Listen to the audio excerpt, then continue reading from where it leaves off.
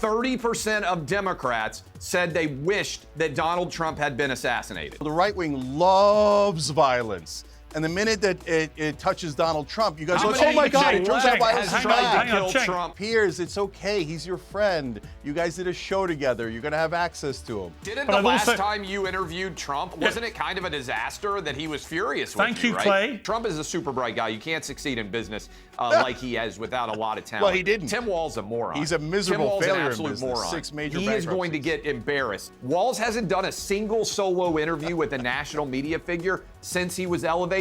Donald Trump is the dumbest man we've ever seen in public life, and these guys are pretending he's smart. He's like, well, how could he be a successful? He's not a successful businessman. You are like a guy who got broken up with and can't get over it. This is so deranged. She's a chameleon. Why don't you admit she's a chameleon? All of you were chanting, lock her up, lock her up. She's our political opponent. Office, he didn't you guys do loved it. You loved it. Until this weekend, Border Tzar Kamala Harris was last seen at the US-Mexico border in 2021. She's previously explained her failure to visit by pointing out she hasn't been to Europe either. She also derided Donald Trump's border wall as a medieval vanity project. But that was the old Kamala. Kamala the Chameleon is suddenly getting tough on illegal immigration, and she wants everybody to know about it. But is anybody buying it? Can a 20-minute photo op do anything to persuade the millions of Americans who blame the Biden administration for southern border chaos? Unsurprisingly, Donald Trump's not convinced. In a typically understated fashion, he responded to the border visit by declaring Harris to be mentally impaired and demanding she be prosecuted. But joining me to discuss all this and look forward to the vice presidential debate on Tuesday is the founder and host of the Young Turks, Cenk Uygur, the commentator Claudia Conway, the founder of Outkick, Clay Travis, and the director of new documentary Vindicating Trump, the conservative commentator Dinesh D'Souza. Welcome to all of you.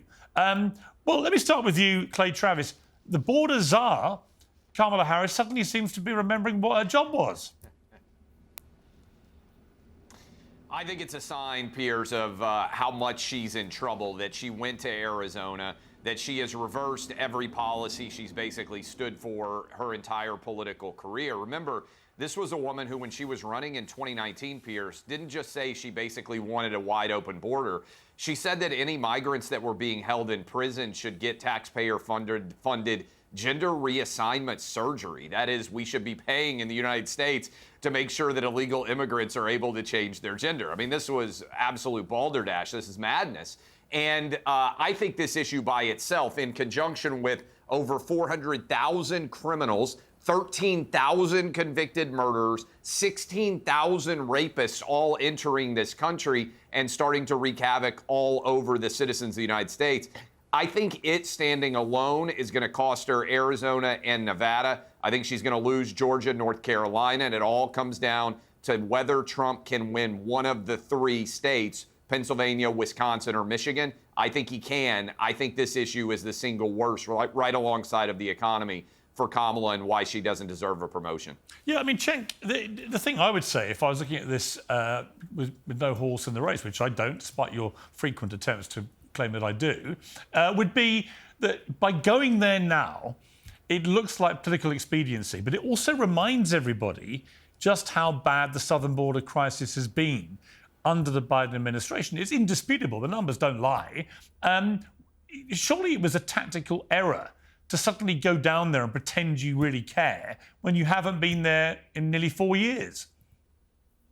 Yeah, no, you're not biased against her at all, Piers. You just called her Chameleon, but okay. So well, she in terms is. of the border issue, That doesn't mean to say I'm partisan. Right. No, she just is. No, she is a chameleon. No. Okay, sure. You don't agree? Me, well, hang on. You don't agree with that? No, I don't. You don't think Kamala Harris deserves the title Karma Chameleon for repeatedly U-turning on previous positions? Seriously, Cenk? Seriously? So hold on. No, you hold on. First of all, answer me. Piers, I'm not going to agree to your rando nickname for Kamala Harris. What the issue Do you not I think brought she's up being is that chameleon-like? hold on. Can I answer the question? I brought up the issue that you're biased against her, and then you proved me right by saying, she's a chameleon. Why don't you admit she's a chameleon? Meanwhile, we have a mentally disabled person running against her, but we'll get to that.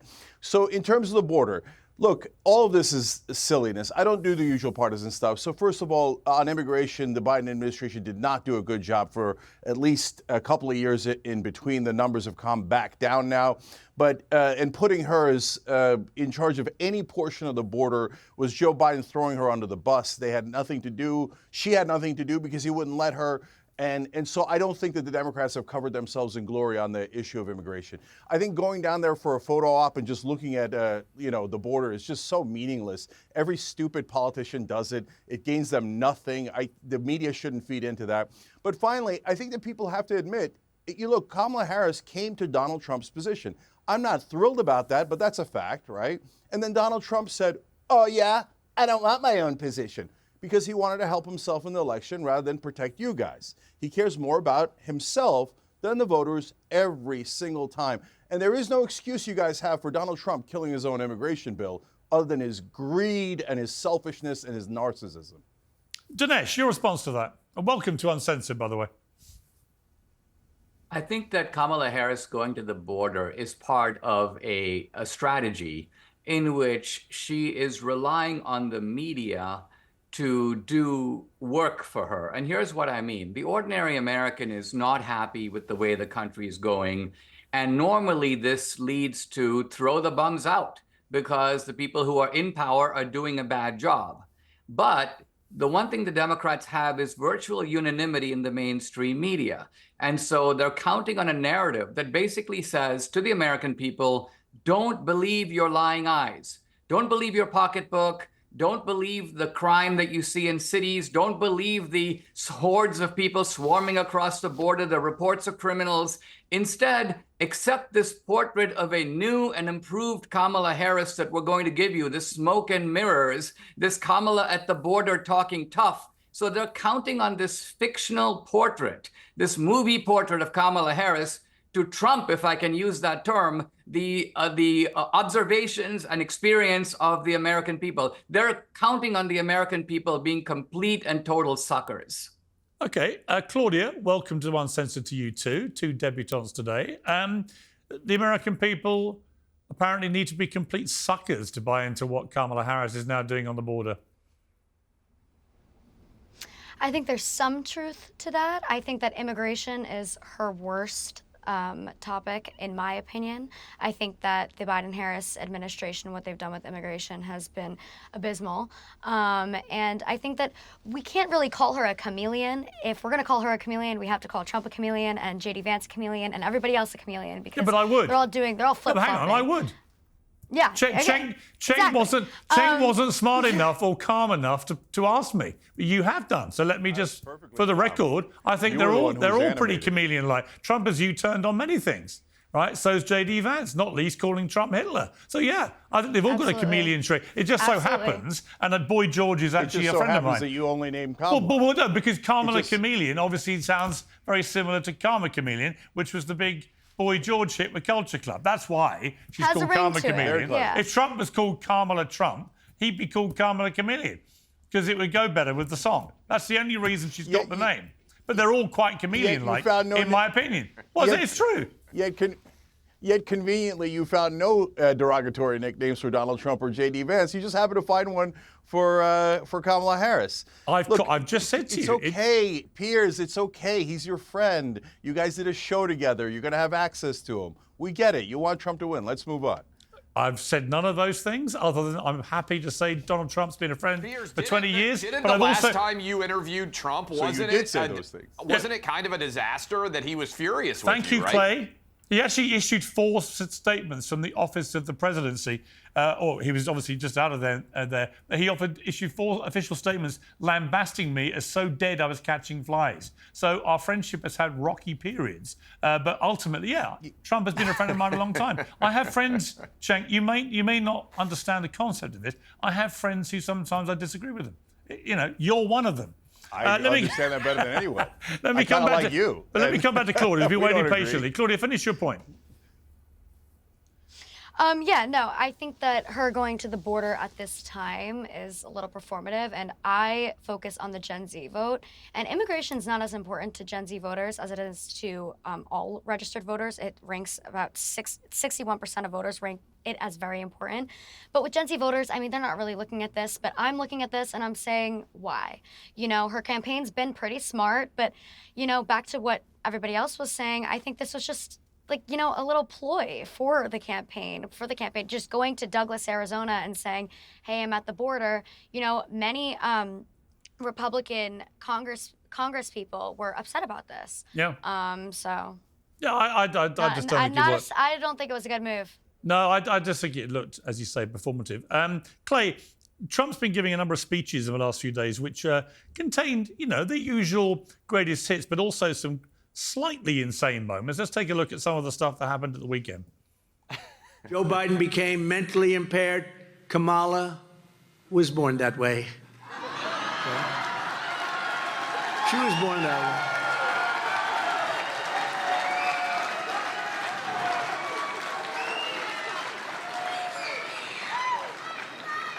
And if you think about it, only a mentally disabled person could have allowed this to happen to our country. Anybody would know this. I mean, Clay, look, I see Trump for what he is. You know, he talks in this way that it makes people laugh. He's entertaining. He's brutal. He's bombastic. He loves insulting people. Is it a smart move for Trump to be calling Kamala Harris mentally disabled from birth a month before an election where she may end up being president of the United States? I think it's an effective attack. I think the word choice, as you well know, with Donald Trump is sometimes the bull in the china shop aspect of his entire personality. He is an entertainer. That's at a rally. And I think it has to be taken in that context. But what I think he's getting at, which cuts through and does connect, I think, with a lot of voters, is Joe Biden, clearly, despite all the people on the left trying to claim that he was the best version of himself and behind closed doors, he was sharp as a tack, which was what everybody said up until June 27th, as you well remember. Look, Kamala is not actually able to cite some sort of mental and physical cognitive decline to explain away why she's been wrong on everything. And I think this is important, too. Do you remember in 2004?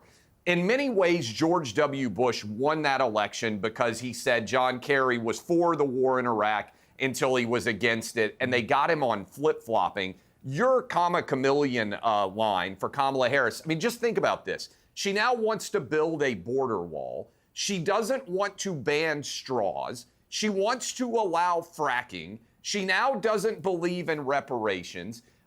Basically, everything Kamala Harris has ever said in her entire political career up until 2020, she doesn't believe in anymore. And I think that's what's going on here. Look, Kamala's been wrong on every issue. I mean, I would ask anybody who's supporting her, name one thing that Kamala Harris has done really well such that she deserves a promotion. Piers, on your show, I bet you've had production assistants that got everything wrong. They probably didn't end up the overall producer of the show. That's what Kamala Harris is arguing for. Yeah, I mean, Cenk, here's the thing, Cenk. I know you're pragmatic. You obviously don't want Trump to win. I sort of feeling you're holding your nose with Kamala Harris. You don't want her to be the Democrat nominee, but she is. Therefore, you kind of, well, she'll have to win because I hate Trump so much. She's not a convincing candidate. I mean, she is a massive flip-flop, but she deserves the chameleon title. Every interview is full of word salad nonsense. You know, with Trump, you kind of know what he is now. He served 4 years. We know him good, bad, and ugly. Kamala Harris does not, she wouldn't inspire me to open a crisp packet. I have to be honest. Now, am I wrong? Yeah, so guys, you're looking at it wrong, of course, I think. So, but let me explain because it's a little bit more complicated. I think that Kamala Harris is a typical politician. And that's not a compliment. I think she's an establishment Democrat, and I think 90% of politicians are establishment Democrats or Republicans. So if you're someone who's on the left or progressive and you think she's going to deliver unicorns and rainbows, no, she's going to deliver for her donors. So then if you're at home, you're saying, oh my God, that means I vote for Trump, right? No. The reason I'm voting for Kamala Harris is because Donald Trump is literally mentally impaired. He's a danger to this country, to our democracy, and that is not just a talking point. He's set to terminate all the rules, regulations, and articles of the Constitution when he didn't win. Yeah, but he's not going to do that, and you know he's not going to do that. No. You What do know you that's mean? not what he meant. This is the problem, though. So, guys, when you go after Trump. So this is the problem, Piers. Go on. This is the problem. Whenever we're talking about criticizing Kamala Harris, you guys let me and everybody else go for 20 minutes. And then whenever I say the first thing about Trump, everybody jumps in to cut it off. That's how this thing is so biased. So let me tell you, you want to talk about mental impairment?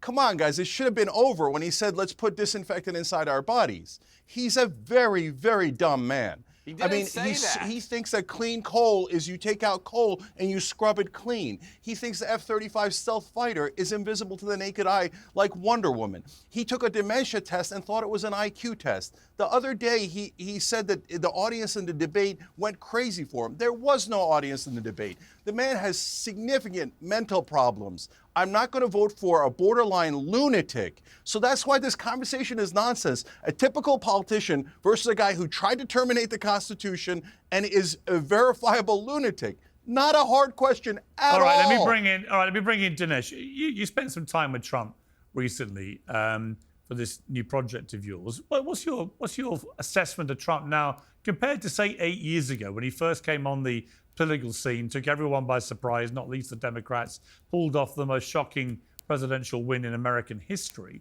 What's your impression of Trump now? Well, there are certain aspects of Trump that are exactly the same. I mean, you have to look at this guy as a kind of stand-up comedian. When he was making the lines about Kamala, you could tell he was getting the reaction that he was going for. And he's genuinely insightful and funny. He has a good sense of the one-liner, and he delivers it almost to perfection. Now, the point is, people said a lot of the same things even about Reagan. You know, the guy's crazy, he's demented. So Trump is not outside the mainstream in his political rhetoric. When Cenk says that he's a would-be dictator, he will terminate the Constitution and so on, all of this would be somewhat scarier if Trump hadn't already been in office. I mean, the guy was there for already 4 tried years. to terminate the Constitution. How many leading Democrats, Cenk, did Trump prosecute and lock up? Let's compare that to the number of Republicans that have been indicted. Did Trump indict the leader of the opposition party and try to put her in jail? People shouted, lock her up, lock her up. But did he actually try to lock Hillary up? No. No, before I come back to Cenk to respond to that, I want to play a clip from Dinesh's film here, Vindicating Trump. This is relating to Trump being comparable to Caesar. Take a look. You're not a normal Republican. You are massive entrepreneurial success and a builder. You built the New York skyline. You're also a cultural icon. They fear that even though they know you're not Caesar, you do have that kind of dimension. You have that kind of power. You didn't do an insurrection, but guess what? Had you called for one, there would have been one. Sure. And there would be one if you called for one now. They know that kind of power. They're scared of it. And so they're like, this is the one guy we need to go after by all means necessary. Well, I don't know if I have that power. I'm not sure I want that power. I want the power just to make the country better. I mean, Cenk, that would be my point, which is if Trump was going to do all the things you claim he's going to do, he'd have done them. Yeah, but he did. You guys pervert reality in a way that is amazing. You pretend that he. Can you stop saying you guys? Can I? Dinesh has just said that. You just did it, Piers. How do I not what? include you when you just did it? I literally so said. I answer the question? You said that Trump wants to undo every part of the Constitution. I'm telling you that is completely insane for you to say that. Utterly nonsense. You're insane. He's never going to do it. Lunatic. He's not going to do it. You know it. I know it. Okay, guys, let me just address the audience. Okay, these guys are trying to brainwash you into forgetting the things that Donald Trump actually did. He actually did January 6th. They actually did rush the Capitol. They did get inside the Capitol. People did die. He did say, let's terminate the Constitution when he didn't win. He did have a 3-hour meeting about installing martial law and rolling out the tanks. Everyone in his administration said they would resign immediately if he did that, which General Michael Flynn suggested. He actually, when his chief of staff said, your fans are looking to murder your vice president, he said he deserves it. So you guys are pretending he didn't do these monstrous things, which he already did. Actually, and Cenk, Piers, if you ask me why I'll never vote for Trump, because he hates America, and he already proved it. When he lost, he said, my government, I'm going to smash it to pieces if I can't have it, because he's a spoiled little baby. You're pretending like it didn't happen when it already happened. Had you read or heard anything I wrote or said about January the 6th, you'd know exactly how I feel about it. But you haven't. Why did you just pretend that it didn't happen? No, I didn't. You're like, well, he didn't do it. He did do it. Well, the arguable point, which needs to be argued in the court of law, is whether he inspired an insurrection. Right? He vehemently denies that. You say he did, and it is an arguable point. I know. Back there was to clearly a brainwashing. Riot at the Capitol. Don't see that giant riot. Don't see him not calling them off. He didn't call them off, Piers, There was a shameful riot at the Capitol that was violent and should never have happened. And I've said that repeatedly. On that, I totally agree with you. Clay Travis. But now you're back to the insurrectionists and supporting them. Well, I'm going to come so to they Claudia can do in it a again moment. and again and again. Claudia, I'll come to you in a moment. Clay, part of the problem with talking to people like Cenk, I love having on. A lot of passion, a lot of verve and so on. But once he gets talking about Trump, he literally goes mad every single time. He sounds like nuts. He sounds Totally like the very nuts. lunatic he's talking about. America, Trump already tried Sorry, a your name coup. isn't He had Clay, fake Cenk. electors. Your name isn't He Clay. had Okay, fake look, electors. he sounds I He asked sounds that like question at you. Clay. Pretending he's normal. Jilted girlfriend who's been cast aside. Look, let me say two things that are important here. From who? One, pre-COVID. I don't like any Let's of them. go to early February 20. I appreciate that, actually, because there are a lot of awful, dumb politicians. We can agree on that. And in fact, there's way too many all over the world, especially in America. But let me start with this. February 2020. Before, in my opinion, COVID leaked from a Chinese lab, which, by the way, you weren't even allowed to say because the Biden administration tried to censor everybody on social media. And now suddenly everybody's aware that that's the most likely outcome. Although Clay, hang on. Clay, Clay, hang on one sec. On that one point, the biggest study was released quite recently, which did seem to suggest that the most likely cause actually was from the wet market. Just for the record, that was the biggest independent study. I completely disagree with that theory. But let's put that aside for a minute. February of 2020. The United States had 1.4-ish% inflation. We had 2.5% mortgages. Black, white, Asian, and Hispanic real wages were up. It is the case that the American economy had never been stronger since we whipped Piers's boys back in the good old Revolutionary War and became an independent country. It's when our never king had more pulled the people chain been on us. living in a better manner than in February of 2020. Second part, okay? So a lot of people are looking at this and saying this is an economics election. Trump had the greatest American economy of all time. Everybody was doing better. I think that's why so many people are yearning for that era in many ways. Second part of this, I agree with both of you. January 6th, when people riot, whether they're Republicans, Democrats, or independents, there should be consequences and they should be prosecuted. Here's the problem. For 6 months, BLM effectively took over much of American cities and virtually nothing happened to them. Kamala Harris, the tweet is still up, raised money for the people who were burning down Minneapolis to bail them out. She argued we needed to defund the police. Many people out there who are reasonable, that are not MAGA diehards, that are not Donald Trump absolute adherents, look at the way that our government responded to January 6th when Trump said, I want you to peacefully and patriotically go to the Capitol, which always gets left out. They look at the way the January 6th rioters have been treated, and they say, wait a minute, what about all the people who took over Seattle, Portland, Minneapolis, Chicago, New York City, Atlanta, all over the United States, cities burned, and almost no one took any consequences for it at all. What we have to get back to, in my opinion, in the United States, and what I believe the Biden administration has done really poorly, is they have weaponized the Department of Justice against anyone with a different political persuasion. Piers, you mentioned it. When Trump could have gone after Hillary Clinton, he said, I won the election, I'm not going to do it. When Biden got into office, he used Merrick Garland as his attack dog, and they tried to not only bankrupt Trump,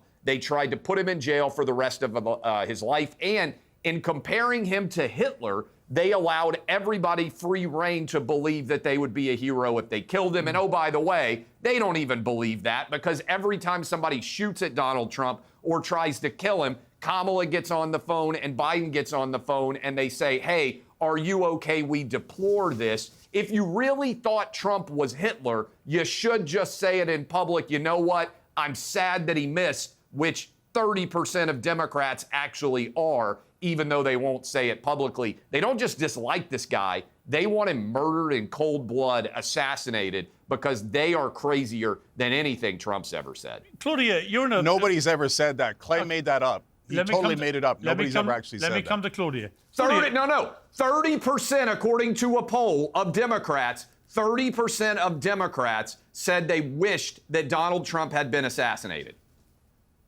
41% of Republicans said it's time for political violence. Republicans openly have been talking about Second Amendment remedies for people that they disagree with. They've been egging on violence. Donald Trump laughed about how Nancy Pelosi's husband was smashed in with a hammer. So the right wing loves violence. And the minute that it touches Donald Trump, you guys go, oh my God, it turns out violence is bad. Tried to kill Trump twice in the last 2 months. Let me ask Cenk. I thought Clay raised a very good point there about the utter hypocrisy between the Democrat view of January 6th and the Democrat view of the BLM riots. Either you oppose rioting full stop or you don't. And the way that the rioters for BLM throughout that period were treated compared to the January 6th rioters was clearly, demonstrably different, wasn't it? So why? My question is why? No, why were they treated wasn't. differently?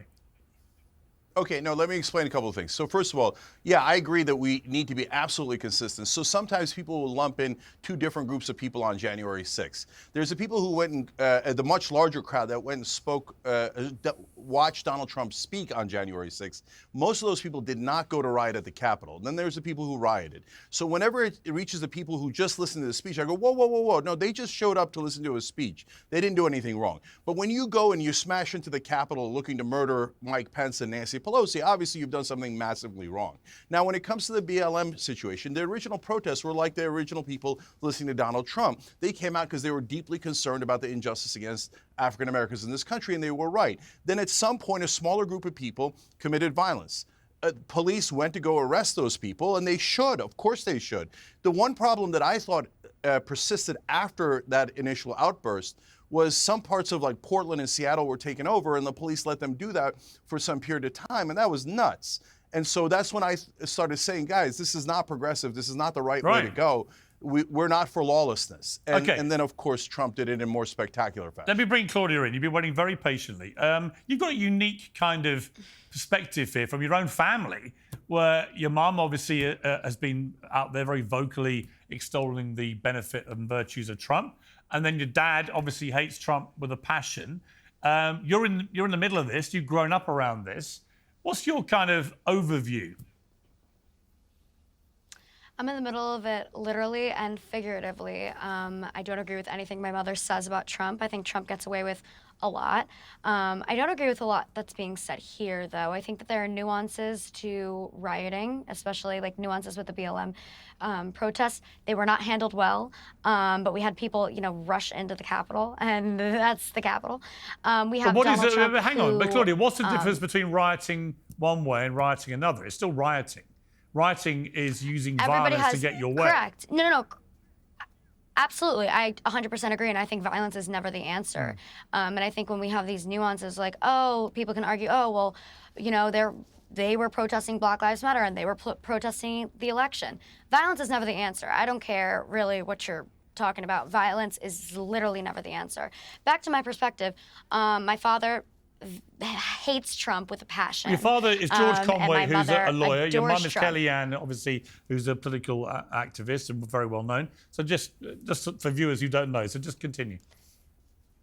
Yeah, and the way I see it is, I will be voting for Kamala Harris, but I don't like a lot of the things that she says, but the reason I'm voting for Kamala Harris is for the sake of the safety of our democracy and for women's rights. I mean, Trump gets away with everything. He called Kamala a mentally disabled person. He said she wasn't black. He says, look at what happened in Springfield, Ohio, you know, with the schools on lockdowns and the threats. And it's ridiculous. And he's the only person who can get away with all of this.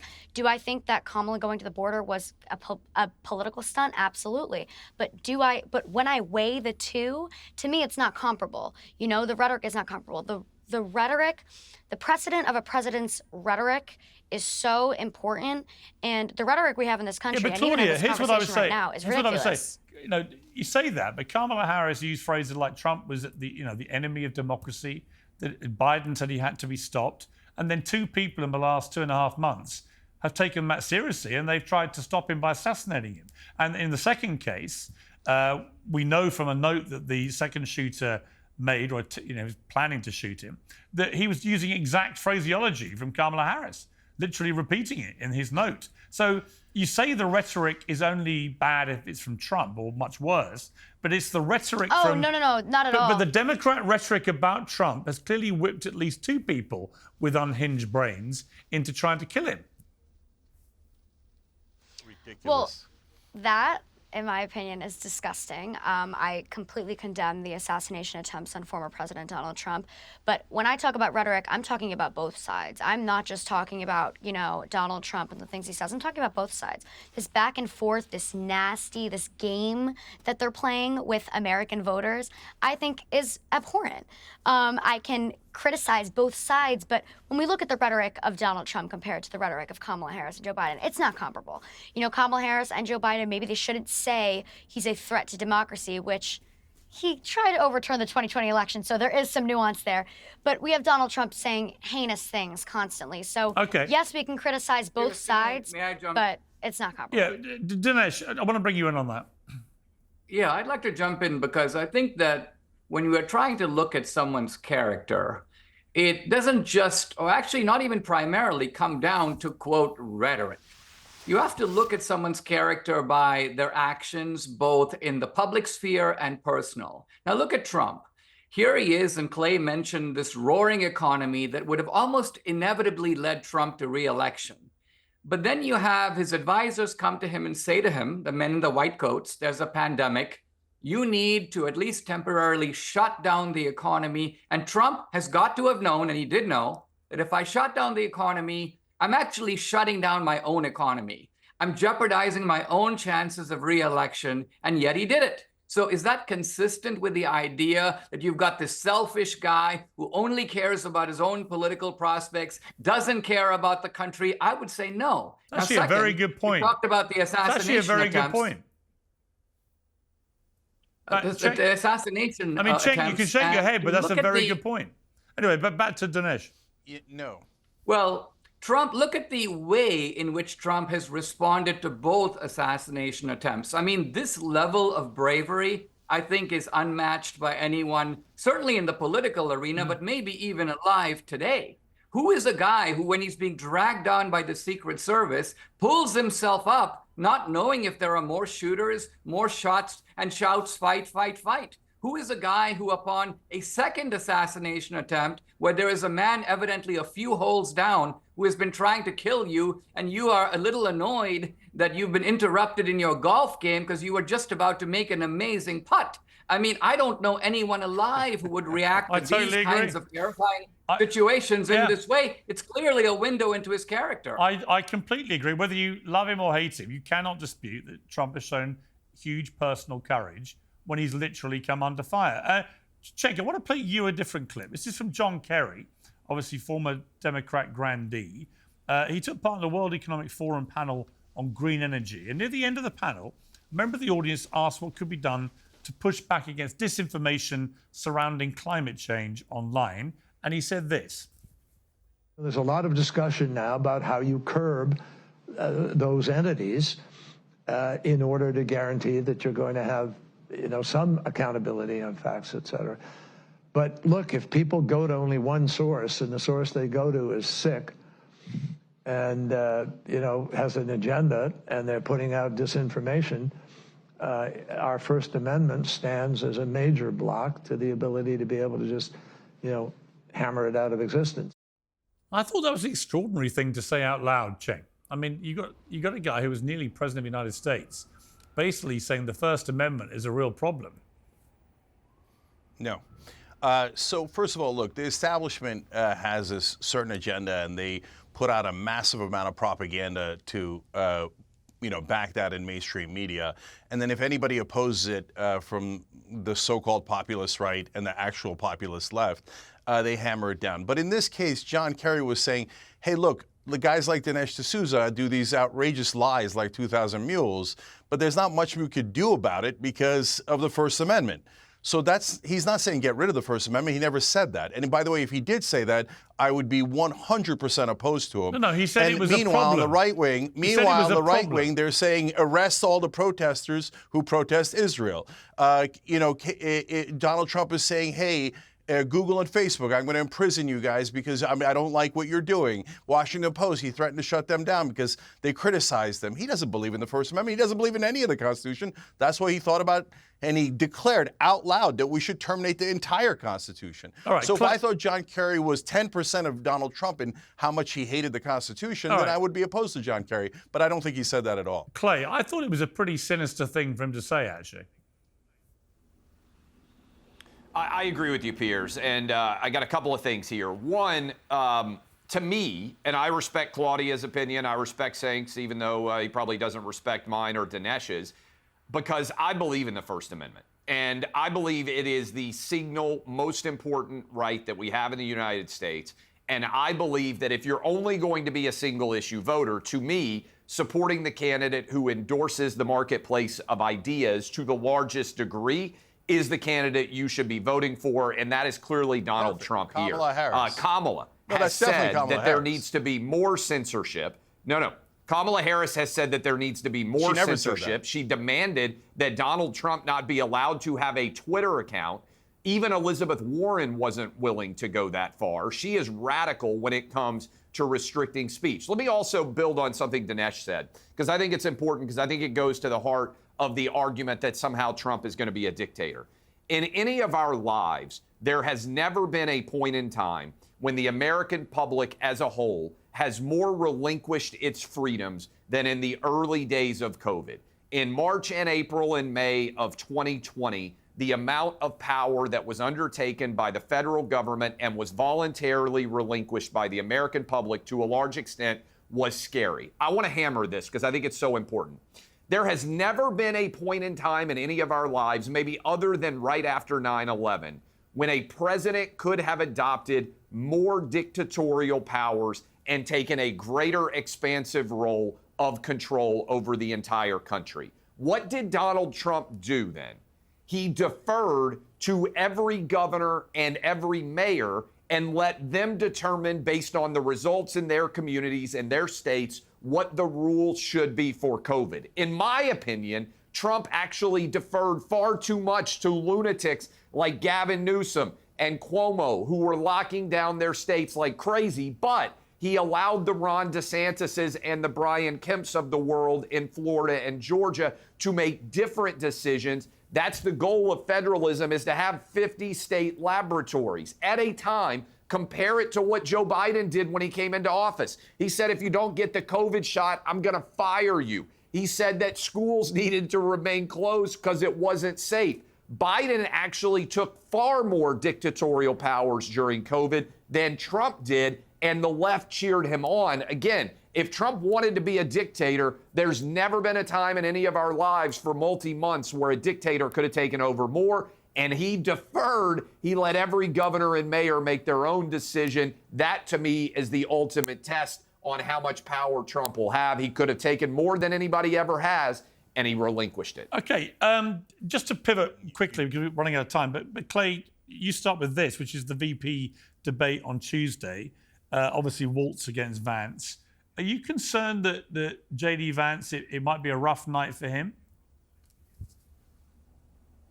For JD, no. I think Tim Walz, in all honesty, Piers, is the dumbest person who has ever been on American presidential ticket in my life. I think the challenge that JD Vance Trump, is going to right? have, JD, whatever you think about him, is Trump is a super bright guy. You can't succeed in business like he has without a lot of talent. Well, he didn't. Tim Walz is a moron. He's a miserable Tim Walz is failure an in absolute business. moron. 6 major He is going to bankruptcies. get embarrassed, I think. And the thing that JD Vance is going to be, pay attention to this, Piers. The thing that JD Vance is going to have to be careful of is that he doesn't pummel Tim Walz so much that people start feeling bad for him. Walz hasn't done a single solo interview with a national media figure since he was elevated. This is a guy whose wife bragged about leaving the windows open so they could smell the burning rubber of Minneapolis. This is a guy who lied about his military service, who is utterly unqualified to be a heartbeat away from the presidency. Of everybody on tickets, I don't think Kamala's qualified.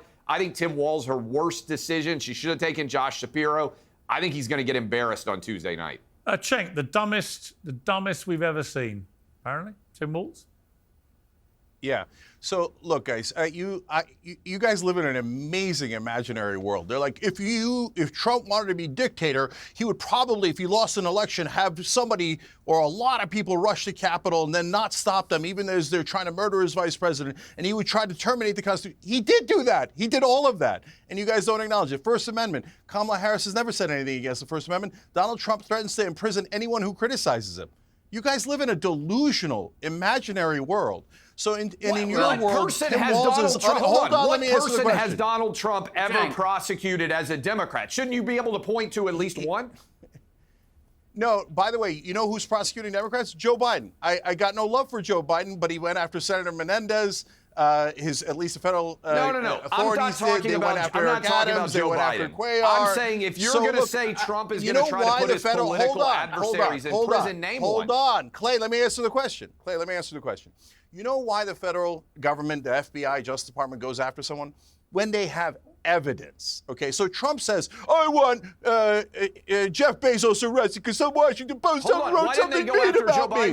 And then he goes, hold on, let me answer the question. Then he goes to the Department of Justice, and they go, yeah, but what evidence do you have against him? He was mean to me. And they're like, no, we're not going to prosecute him because he was mean to you. Grow up, you little child. So which leads us back to the debate. So we're talking about Tim Walz being unintelligent? Are you crazy? The guy But you're passed like 20 acknowledging, laws. hold on, that he never has prosecuted any political adversary. Hold on. Okay, well, he's the one who's came up with the lock her up chant. You guys again pretend it didn't happen when all of you were chanting, lock her up, she's our political opponent. Office, he didn't You guys do loved it. You loved it. Hold on, Cenk. Let's get real. No, here's the thing. And besides, First of Donald all, Trump is a criminal. hold So, on. Clay, The what do you want us people- to do? You pretend to be in favor of freedom, and you pretend to be in favor of equality in the Constitution. Donald Trump is a lifelong criminal. He's broken every law that we can imagine. And you go, oh, let him go. He's our leader. He's our beloved leader. He should be allowed. He should be above the law. You are like a guy who got broken up with and can't get over it. This is so deranged. Like I Trump don't was like never Trump. Why charged do you with a keep going to crime an analogy until that he never makes decided to any run as a sense? Republican after 75 years of being a public figure.